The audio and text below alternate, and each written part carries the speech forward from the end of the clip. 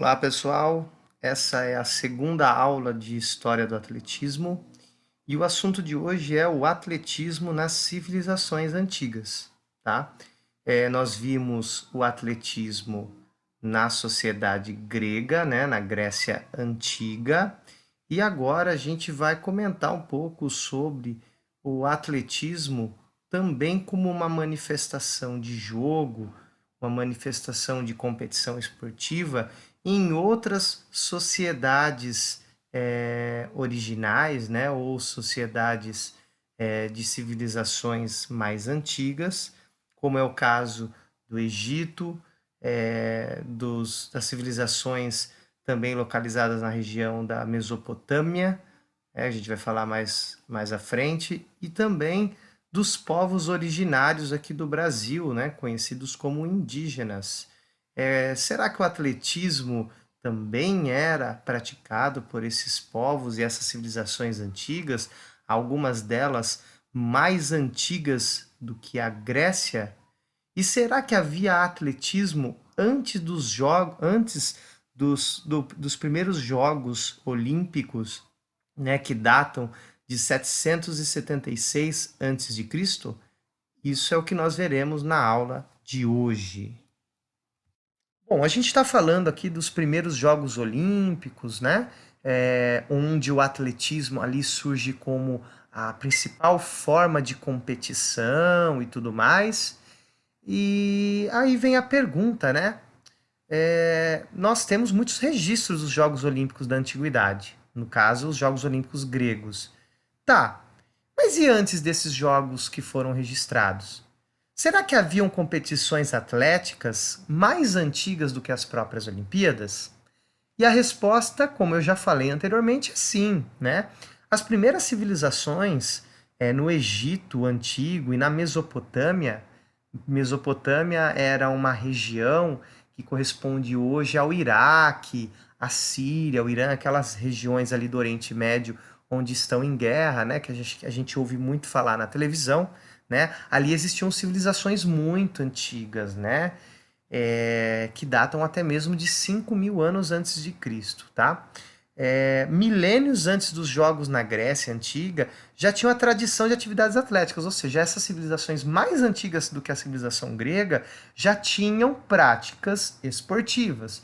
Elas não recebiam o nome, obviamente, de Olimpíadas, né?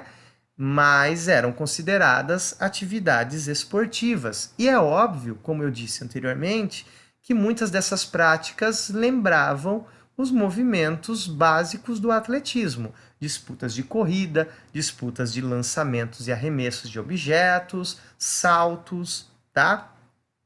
E como que a gente comprova isso? Porque os registros gregos são registros escritos, né? São registros que estão ali, que tinham a intenção mesmo de chegar até os dias de hoje. Mas e essas civilizações mais antigas, né? Como que elas deixaram registrado para a gente a existência de práticas esportivas e, no caso aqui do nosso assunto principal, de práticas de atletismo? Isto é comprovado por fontes literárias, né, e iconográficas, descrevendo cenas atléticas já em 3.000 anos antes de Cristo. Né? A gente entende aqui iconográficas, né, como, por exemplo, os hieróglifos egípcios, que são aqueles desenhos que tem nas tumbas dos faraós, né, que estão registrados até hoje, através também de esculturas ou de escritas antigas, né, que foram deixadas em ruínas dessas antigas civilizações. Então lá já tem o registro de que ocorriam práticas esportivas. Outra civilização, né, em que nós temos registros de práticas esportivas e práticas de atletismo é a civilização minoica, que habitava a ilha de Creta no período de 2100 a 1100 anos antes de Cristo. Tá? A ilha de Creta é uma ilha que fica próximo da Grécia. Quem tiver oportunidade aí, abre o mapa mundi, né? Localiza a Grécia, vocês vão ver que abaixo da Grécia tem uma ilha, que é a ilha de Creta, onde se desenvolveu essa sociedade, essa civilização antiga chamada de civilização minoica, tá? Vocês podem olhar na imagem ao lado, que é um afresco, né? Que indica que as atividades atléticas eram praticadas por membros da nobreza em áreas perto do palácio. Aí está a importância, pessoal, de vocês estudarem as artes, tá? Muitos registros, principalmente das civilizações muito antigas, não ficaram em forma de escrita, mas através de obras de arte, como esse afresco que vocês podem ver aí, que eu já vou comentar dele, que é uma modalidade que a gente poderia dizer que é uma forma de atletismo. É claro que ela não existe mais hoje em dia, mas era uma forma de prática de atletismo, tá? E também tem uma escultura que mostra a mesma coisa, a mesma modalidade. É uma escultura aí, então, olha, de quase 3.000 anos atrás, ok? Pois bem, na cultura minoica, os touros eram muito importantes, né? Eu acho que todo mundo já ouviu aquela lenda, que é uma lenda grega, né? Do Minotauro, que tem corpo de gente e cabeça de touro, ou é o contrário, eu não me lembro bem agora, né? Que traz um pouco dessa representação do que é o touro para a sociedade minoica, né? E olha só como que era esse esporte. Os atletas realizavam saltos sobre touros vivos. E provavelmente esses touros não eram muito amistosos, ficavam muito felizes com isso não, tá? Então a gente está falando que as habilidades do atletismo são corridas, saltos, arremessos, né? E cada civilização humana ele foi constituindo formas diferentes de correr, formas diferentes de saltar e formas diferentes de arremessar. O atletismo moderno que a gente conhece hoje, ele vem dessa organização mais grega, né? Helênica, dos gregos, mas adaptações dessas modalidades aconteciam em outras civilizações. No caso dos minoicos, eles não saltavam numa caixa de areia como a gente faz hoje. Eles saltavam por cima de touros. O que não significa que isso não era uma prática de atletismo, né? É uma prática, sim, adequada àquela civilização, já que o touro era um animal muito importante para aquela cultura, assim como a vaca é importante para os hindus, né? E aí os hindus também, os indianos, né? Tem toda uma construção cultural em cima dessa representação que é a vaca. No caso dos minoicos, que é essa sociedade antiga, o touro era esse animal aí de poder, ou esse animal que eles cultuavam como se fosse um deus deles, ou alguma coisa muito importante, tá? E aí a gente tem a prática do atletismo, né? O salto sobre o touro. Bom, pessoal, e como a gente está falando de como o atletismo ele foi surgindo em diferentes civilizações ao longo da história da humanidade, né, sofrendo adaptações de acordo com cada cultura, né? Então a gente acabou de ver sobre os minoicos que saltavam sobre touros, que haviam algumas modalidades esportivas parecidas com o atletismo na Grécia Antiga, parecidas não, né? Que eram as primeiras formas de atletismo. Assim como nas sociedades egípcias, também tem registros de atividades esportivas relacionadas ao atletismo na China antiga, 5.000 anos antes de Cristo, né? A gente vem aqui para a nossa região, para o nosso continente, que é o continente americano, né? Mais especificamente para o nosso próprio país, no Brasil. Sabendo que aqui no Brasil, antes do descobrimento, né, viviam povos originários que estavam aqui há milhares de anos, né?